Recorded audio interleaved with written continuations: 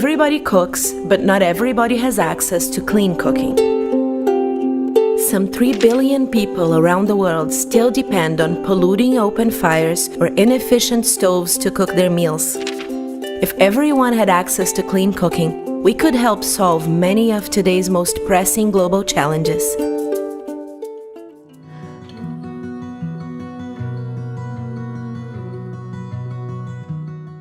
We have almost 80% of our clean cooking, our cooking needs coming from, the traditional use of biomass that is using firewood and charcoal in very unsustainable manner.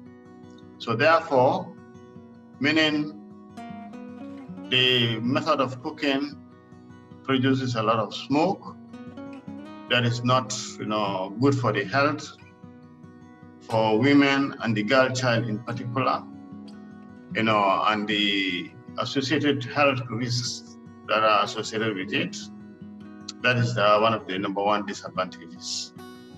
And then the second point is that the cooking method is very inefficient on the way we have been using that is traditional way of cooking. That is why I said, the traditional use of biomass. Biomass can be used, in a more modern and efficient way without harming the health of the people cooking, without harming also the environment. Currently, about half of the world's population still relies on using unsustainably harvested wood fuels to prepare their food on a daily basis. So they will sometimes go out for up to 10 hours a week to collect this wood to prepare food for their families. Families can also use kerosene, some use charcoal, some use dung to be able to do a fundamental thing, which is feeding their families. And so for the world to continue to not address this issue is really unacceptable. And so we're really focusing on helping families shift away from these polluting and harmful sources of energy to ones that are really impacting their health in a positive way, as well as the health of our planet.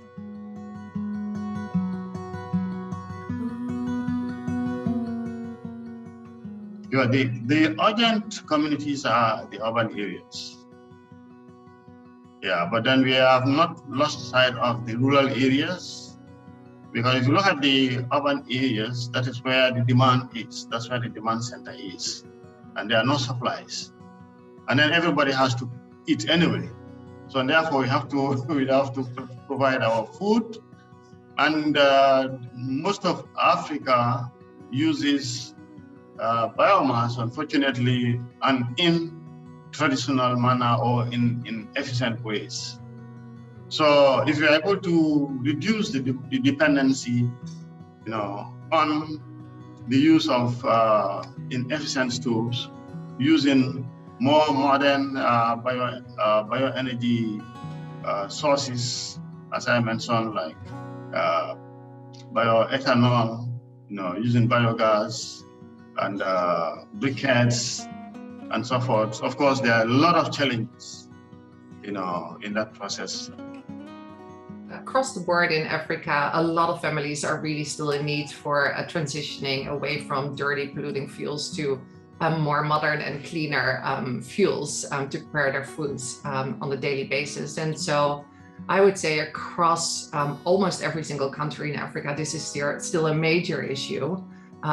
We are seeing increasing access, obviously, in urban and peri-urban areas where people it's easier for them to access modern stoves or more efficient stoves or some of the cleaner fuels as well, including LPG and ethanol and biogas, as well as electricity for clean cooking. So we see really amazing developments in some of the urban and peri-urban area. But obviously, to address this issue, we have to reach these other communities that are further away from the urban centers. And so what we're seeing increasingly, which is really encouraging, is just a lot of innovation from the businesses on how they can work with the families to make these solutions affordable to them, to reach them through distribution networks that we previously hadn't tapped into. And so we're seeing the right trends, but it's not nearly enough to make sure that we reach our development goals by 2030.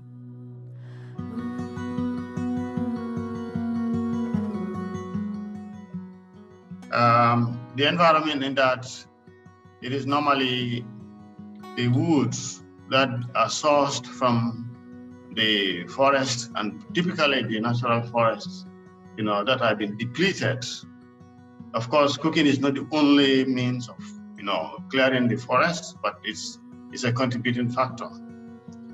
And then, as well as the time and energy required to access this firewood in particular, the women and the girl child, and of course the boys as well, even go, and then you have the trucks.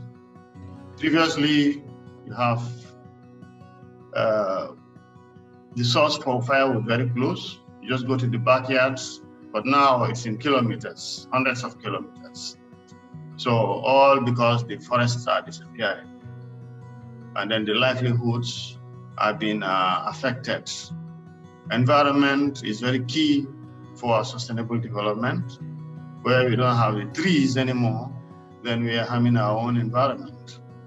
Yeah, so very often people, when they think about climate goals and achieving, for example, net zero or any of the immediate 2030 targets, they overlook the fact that they can't just focus on access to clean electricity. They also have to focus on access to clean cooking, because all of those needs have to be met for us globally to achieve both our climate and our development goals.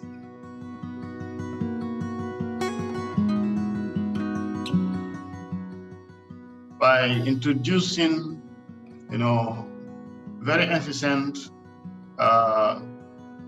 stools and more environmentally sound energy bioenergy systems. Here you're talking about promoting more of LPG, promoting biogas, bioethanol, briquettes that are sourced from the already agricultural resources, and so on and so forth.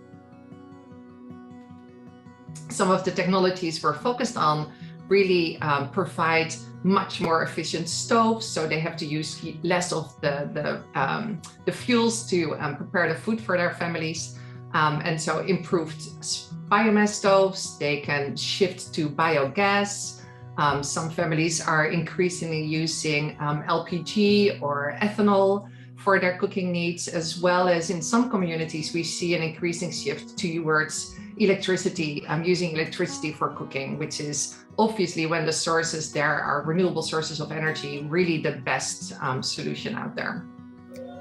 Hi, my name is Musa Konde. I am from Sierra Leone. I am an ambassador for the Africa Matters Initiative and Thoughts for Food. A clean system of cooking is very important for the future of Africa because it reduces the emission of carbon-2 in our environment, which is very dangerous to our environmental sustainability, and also increase our chances of achieving Sustainable Development Goal 7, which is affordable and clean energy. Thank you very much.